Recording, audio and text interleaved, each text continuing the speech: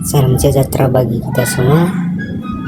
Perkenalkan, nama saya Timotius Siaga, NIM 32211211010, mata kuliah Strategi Inovasi Pembelajaran Secara Pendidikan Sejarah, Fakultas Ilmu Sosial, Universitas Negeri Medan. Di sini teman-teman semua dan sekalian,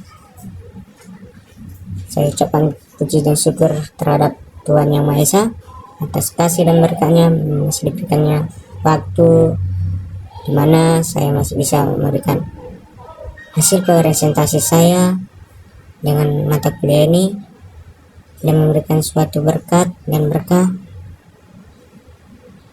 bagi kita semuanya.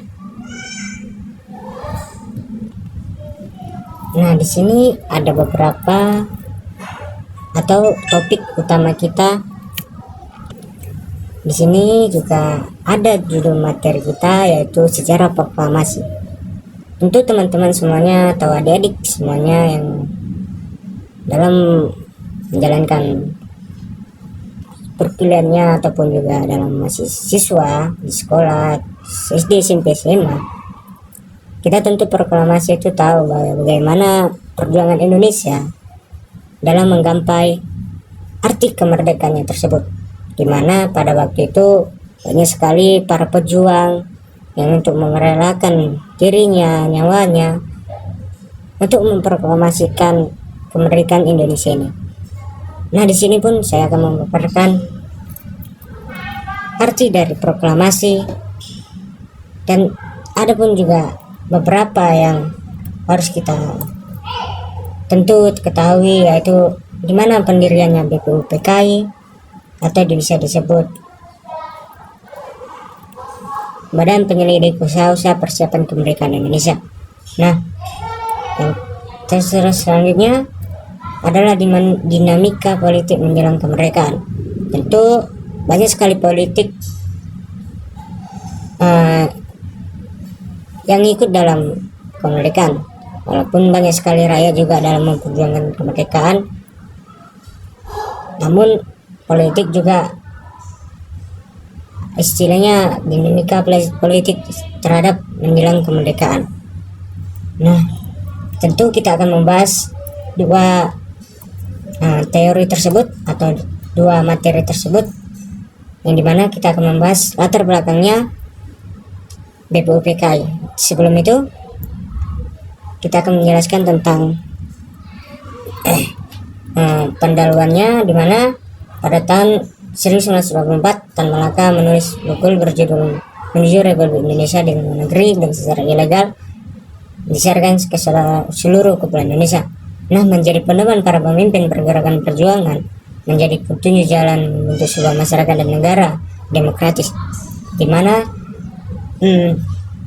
Partai Republik Indonesia atau PARI didirikan Subakat, Jamuluddin, Tamin, dan Tan Malaka di Bangka pada bulan Juni 1927, di mana Kongres Pemuda dan Pelajar pada tanggal 28 Oktober 1928 di Jakarta memutuskan bahwa persatuan Indonesia atau unitarisme bukan federalisme yang menjadi dasar Indonesia Raya, di mana pada 23 April 1933 Kongres Partai Indonesia atau Partindo di Surabaya memutuskan bahwa seluruh pergerakan menuju pembentukan Republik Indonesia pada bulan Maret 1942 di kota Batavia diserahkan tentara kolonial pada Belanda Jepang.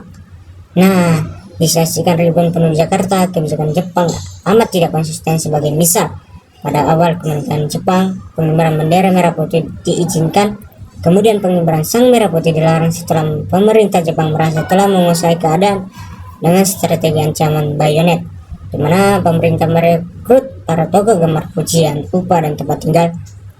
Nah, mendukung gerakan tiga, yaitu Mr. Samsudin, ialah gerakan Putera. Nah, perencanaan versi Jepang tentara Indonesia mereka dibalas oleh rakyat dengan piagam Jakarta, yaitu tanggal 22 Juni 1945, memberisi anggaran dasar Indonesia dan persiapan pembentukan Republik Indonesia sebagai cikal bakal Undang-Undang Dasar. Nah, selanjutnya kita akan membahas tentang latar pendirian BPUPKI. Jepang mengalami kekalahan beruntun sejak bulan 2 Mei 1942. Nah, kekalahan besar di Koral Sea sebelah timur Australia. Jepang lalu mengganti strategi penjagaan fisik langsung dan strategi dukungan semesta. Nah, strategi baru Jepang adalah membangun dukungan rakyat wilayah Nusantara melalui sekutu dengan pengumuman janji kemerdekaan Indonesia oleh PM Koisho pada bulan September 1944, di mana BPUPK dilantik pada tanggal 28 Mei 1945, yaitu rancangan pertama untuk mempersiapkan kemerdekaan Indonesia. Ada juga rancangan kedua, yaitu pembentukan para militer seperti Tentara Pembela Tanah Air, bisa disingkat PETA. Nah, Heiho, Seindan, dan Keibodat setelah proklamasi 17 Agustus 1945, PPKI membatalkan rancangan BPUPKI dengan membubarkan pasukan-pasukan paramiliter sesuai pasal Undang-Undang 1945. Nah, PPKI membentuk Angkatan Darat, Angkatan Laut, dan Angkatan Udara Republik Indonesia, di mana Republik diproklamasikan tanggal 17 Agustus 1945, diakui internasional tanggal 27 Desember 1949 di Den Haag dan Jakarta, dan kembali menjadi negara kesatuan Republik Indonesia pada bulan Agustus 1950. Nah, 2 tahun setelah proklamasi 17 Agustus 1945, pengakuan atau bisa disebut pengakuan muka kurang serentak dan di Den Haag dan Jakarta. Nah, kedaulatan Republik Indonesia terjadi pada 27 Desember 1949 pada konferensi meja bundar di Den Haag. Nah, di mana konferensi membentuk negara-negara Republik Indonesia Serikat. Rakyat negara-negara bagian menuntut agar negaranya bergabung dengan Republik Indonesia yang diproklamasikan tanggal 17 Agustus berhasil mengurangi jumlah negara-negara bagian menjadi 3, yaitu Republik Indonesia, Negara Sumatera Timur, dan Negara Indonesia Timur pada bulan Agustus 1950. Nah, tampil mosi integral dari Mahmud Nasir di DPR RI menyebutkan DPR kembali bentuk Negara Kesatuan Republik Indonesia, di mana adik-adik sekalian, dulu sebelum setelah kemerdekaan Indonesia pada tahun 1945, itu negara Indonesia itu terbagi menjadi 3. Maka dulu Sumatera Timur adalah negara, yaitu pecahan dari Indonesia sebelum adanya Negara Kesatuan Republik Indonesia yang dibentuk pada bulan Agustus 1950. Nah, jadi 5 tahun kita setelah merdeka, Indonesia ini adalah terbagi menjadi 3, yaitu yang mana saya sebut ialah Republik Indonesia, Negara Sumatera Timur, dan Negara Indonesia Timur.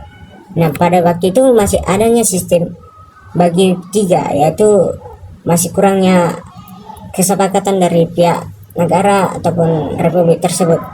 Nah, jadi teman-teman semuanya dapat kita simpulkan bahwa Indonesia dulu adalah negara yang federal, negara yang kesatuan, dan sekarang menjadi atau negara serikat, dan sekarang menjadi Negara Kesatuan Republik Indonesia yang dikenal dengan Republik atau yang dikenal dengan NKRI.